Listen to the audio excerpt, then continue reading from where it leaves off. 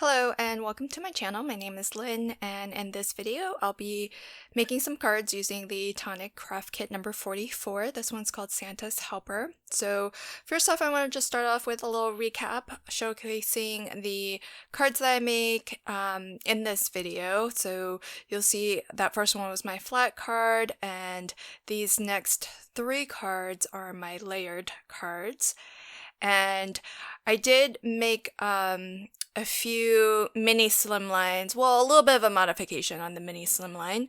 This one's a interactive card, which is a little bit of a 2-in-1 because you get the tag as a gift as well after you pull it out of the card. And then this last card is my pop-up card, which if you stick around to the end, you'll see I had a little bit of trouble with this one, but I got there in the end, and everything worked out. So without further ado, let's go ahead and get started. So on this first card, I am using the craft card blank that actually did come in the kit. So I'm gonna start off by heat embossing the sentiment. So the Merry stamp that I'm going to heat emboss first, that one does come in the kit, and I just use baby powder to kind of take place of anti-static powder, and I'll go ahead and just use some white detail embossing powder, and I am going to actually stamp the next sentiment as well so that I can just run the heat gun across them both at the same time. This Christmas stamp is actually from a Crafter's Companion.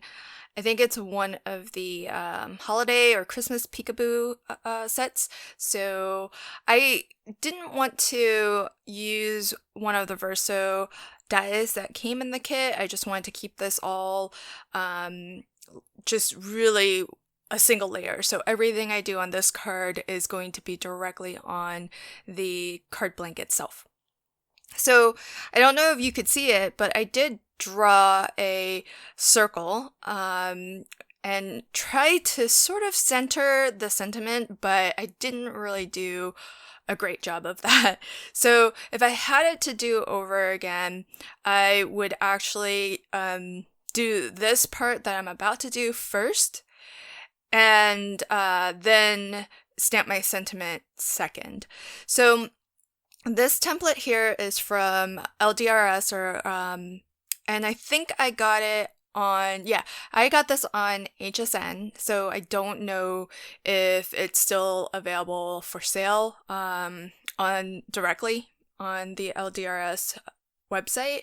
I know on HSN there was a short period of time that you could get it that was part of the auto ship, which I think is a year long. So every few months a new set of stamps would come out. But with the first order, you got this sort of pirouette stamping template, and it's really nice because there are a few different styles of backgrounds that you can create, and this one in particular helps you create wreaths in a perfect circle.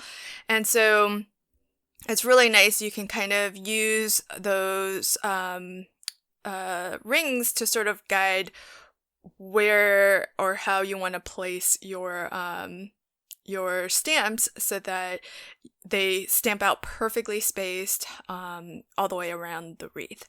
And it's not just limited to wreaths. You can do really fun spiral designs. You can do like an all-over background pattern as well. So a lot of different options. And what I'm going to choose to do is just a very simple wreath. So the easy thing with this is that you all you have to do is just keep your stamps in the same spot once you have them set, and then just rotate your card.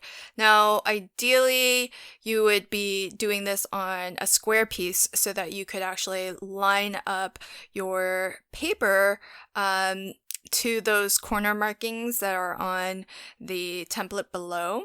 But what I did was I went ahead and drew, it's really faint, so I don't think you can see it on camera, but I did draw out the border lines just at the very edges so that I could actually pretend like there's a square on there, and that way I could line up my pencil marks with the edge of the card and still be able to line it up with the template below.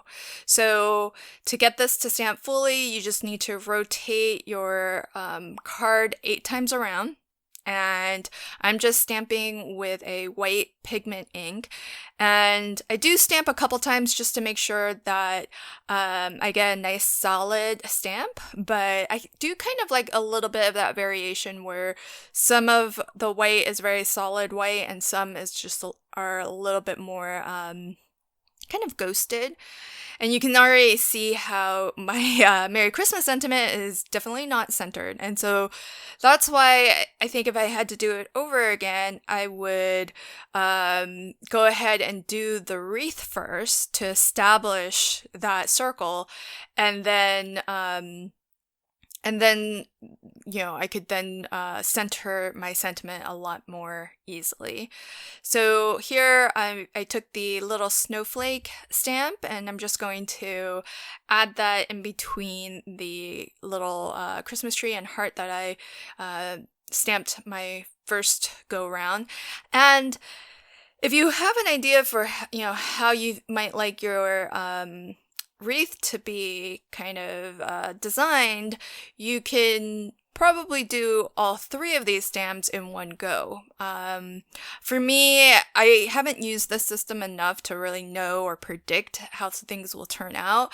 And so I sort of had to see that first round before, deciding on what else I wanted to add. And I think once I start to use this a little bit more, I'll have at least a somewhat better idea for how something is going to look once it's been stamped out, and then I can really try to be a little bit more efficient with how to create the background. But it's really, really simple because it's so easy to just sort of set the stamp in place the one time and then just turn your card around 8 times, and then you have a beautiful, perfectly spaced wreath. And I've explored the spiral one, but I haven't explored the other kind of all over background option yet, but I'm excited to try out those options because it's a really fun system to work with. So here I did position everything a little bit more towards the top, and that's so that I can actually stamp out this little fun border, which I thought was really, really cute. And it is designed to repeat, so you can really easily just tile this so that it's as long as it needs to be. And my last step is going to be to just erase some of those pencil marks, and that's pretty much it. So a really, really simple card, completely flat. I really like the look of white on craft. I think that makes it look really soft and elegant. So with this next card, this is one of 3 layered cards, and I am embracing that sort of craft look that I think works really, really well with the paper pad. So I can totally understand why they included craft card blanks for us. I didn't want to cut into those card blanks, but I did want to make mini slimline cards. So I'm using some craft card out of my stash. And in fact, these aren't true mini slimlines, which I think supposed to be 3.5 by 6 in terms of dimension. But what I did was I made these, I think 3.5 by 5.5, so that I could actually fit 2 card blanks on an 8.5 by 11 sheet of paper. And that way I don't waste too much paper, and especially since I don't have 6x6 cardstock that's really heavyweight enough to be a to be card blank. So I kind of modified the mini slimline, but I really like this dimension because it works out really well, especially with the sentiments that come in this craft kit, because you really do not have to add too much more than the sentiment, because the sentiment is so large and it really does become a really nice focal point on the card. So so I thought that this would be the perfect size. One thing that you might not have noticed is that on the holidays sentiment there, if you can see the bottommost layer, that shadow layer, is actually another die cut that looks exactly like the craft layer that's on the very top, except cut out of pattern paper. And I wanted to try to see what that would look like if you cut the sentiment out of pattern paper, and it's totally illegible. It didn't matter what color backing plate that I put behind there, just the fact that that top layer was so busy with the pattern paper. And, you know, it's just that same stripy pattern that you see in the banner up at the top of the screen there, and this one right here. And so I wouldn't necessarily consider that a very busy pattern, but even that pattern was busy enough so that it was really, really hard to read the holidays sentiment. So I didn't want to throw that piece away, so instead of putting it as a top layer, I decided to use it as a shadow layer, and then just add this little bit of banner to kind of have something else on the card that has that same pattern as a little bit of a highlight, since that's the only like bit of red that's on the card. So so I thought that it all worked out well in the end, but just an FYI, I don't think that pattern paper works really well as the top layer for these sentiments, because they already have a design cut into them, and so the two sort of compete with each other. And in fact, I found that in general, the patterns that have like a smaller gap tend to work better with solid cardstocks, because for both the top layer and the backing plate, because it's already so busy and with the pattern that's cut into the word, and so having even more pattern layered, whether it's behind it or on top, just makes it even harder to read. So here, what I've already done is, this is the same banner that I used earlier, and I just cut a portion of it off so that I could take one bit and put it at the bottom, and then take the top half and put it at the top, and that sort of gives the illusion that this is like a really long banner when it's really not. And that way I still have the continuity of the stitched border design that's on that banner flag, but then it also just looks like it's been stretched, which you could technically do with multiple partial die cuts, but since so much of that middle portion is going to be covered by the sentiment and by the other banner, which I have Mary heat embossed onto, there's really no need to have that be a full banner there. So I'm just going to pop this up on some foam, and as you can see, I just like to kind of squeeze in my scrap foam pieces in the center there where no one's going to be able to see it, and that just makes everything nice and level and flat. So really, really nice set of sentiments here. I had a lot of fun putting together these layered cards, especially in this modification of the mini slimline, because you really don't need that much more than a few mats and layers, and the kit just comes with everything you need, really, because you've got the sentiment, a couple of different banners and sizes of banner flags, so it makes it really easy to put together a really nice effective card. So here I used a couple of the stamps that read "Have yourself a Merry Little" and then Christmas as the die cut. So I think I did use, I think the green, this particular green solid cardstock and the red or the burgundy cardstock, that's out of my stash. I don't think either of those, if I remember correctly, actually came in the kit. But I thought they worked really well with the pattern papers that did come in the kit. So here again, I'm gonna just pop this up on some foam, and then that's pretty much done. I did add the vintage Nouveau drops to some of these cards after the fact, so you might have seen it in the beginning when I just showed briefly all of the cards that I made, but you'll see it again at the end. Here is my, this is my interactive card, and so I've die cut the tag out of craft card, and again out of my stash, and I die cut that out of the pattern paper as well, and I also die cut the tag out of a piece of white card too.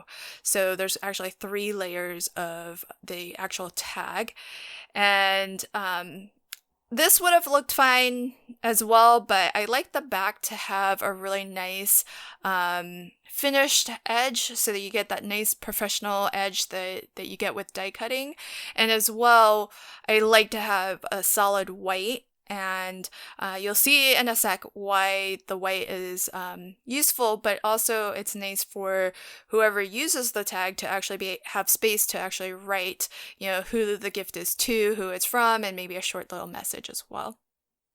With this matte layer here, I did also, I did this part in advance, but I took the die that cuts that wonky stitch border, and I die cut that around all 4 borders. So that's how I actually got the little stitched border edge around this particular piece.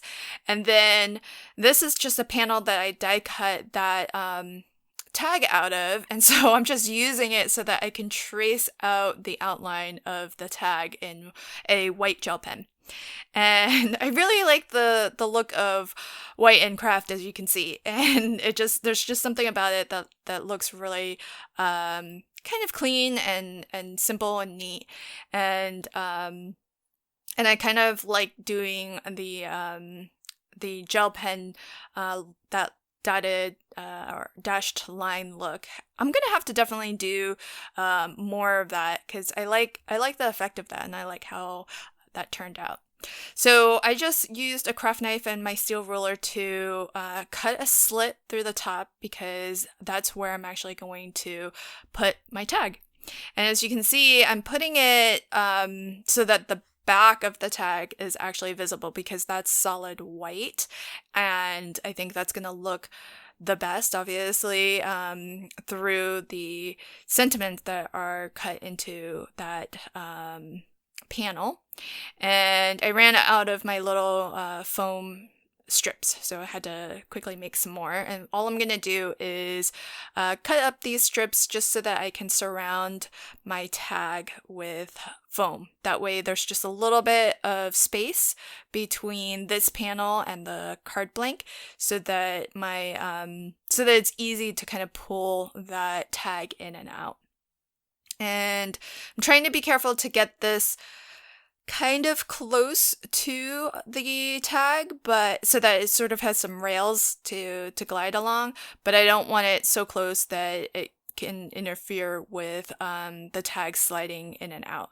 So as you saw there, I just did a quick little test just to make sure nothing's sticking, nothing is getting obstructed, and I'll just continue to sort of piecemeal all of these little bits of foam around and try to get everything to line up nice and neat. So once all of this is down, I'll go ahead and attach this panel to my card blank.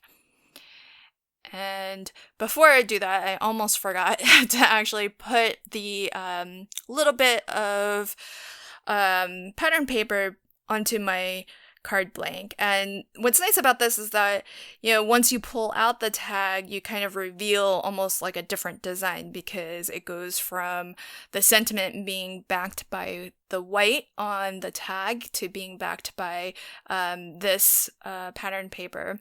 And the other thing that you may have already noticed is that this also coordinates with the tag itself. On the front side of the tag, I used the exact same sort of design, but with the Yuletide sentiment. So the two coordinate and they match, and whoever gets the card, they also have the benefit of being able to use the tag and then sort of pass that along to somebody else. And so I thought that was kind of a neat idea. And as well, you get the benefit of the tag or the original card still kind of, standing on its own and being reminiscent of the tag itself.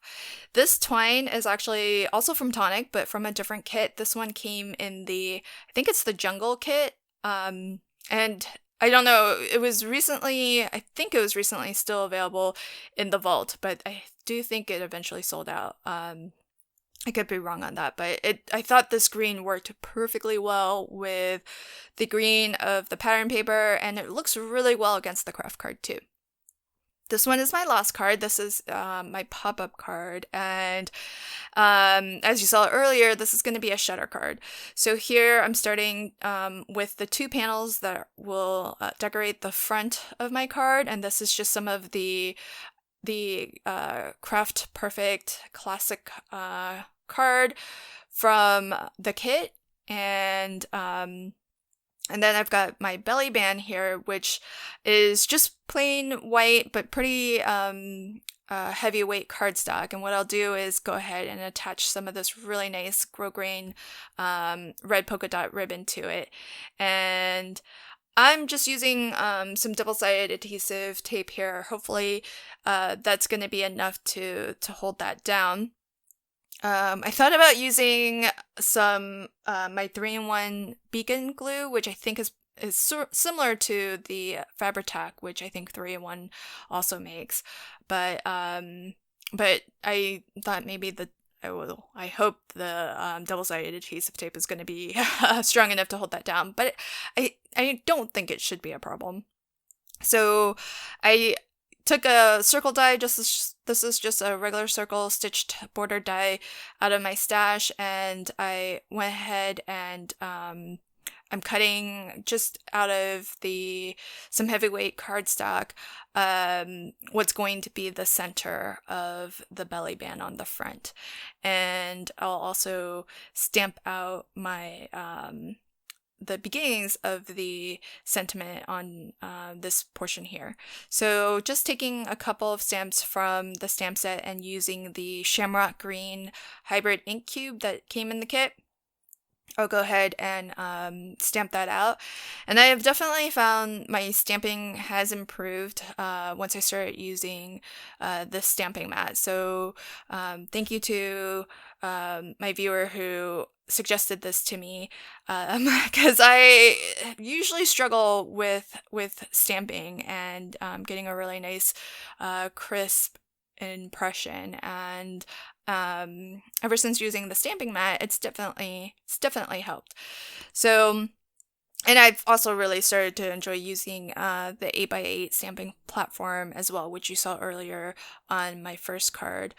I was trying to figure out if I could use this little swirly design, but the way that I wanted to use it, I realized there was no way to make it like a mirror image. You kind of need the flip version or the mirror version of it. So I decided to go with this one instead, and combine that with a little Christmas tree on top.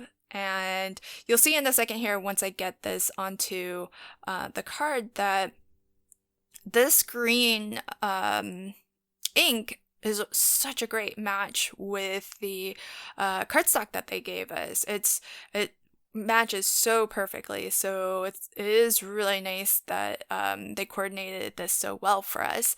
And I don't know if I already have this green, but if I don't, I'm definitely going to buy some more of that cardstock, especially now that I have this ink cube. Okay, so here is where I didn't really think ahead. So don't craft along with me at the moment if you're inclined to, because if you follow what I'm doing in the order I'm doing, you'll potentially struggle, as you'll see I struggle in a sec here. So I would wait before putting down that first panel there, and go ahead and this part's fine to do now, which is to get the two shutter elements in place. So all I'm doing is lining this up right up to the fold, but not across it.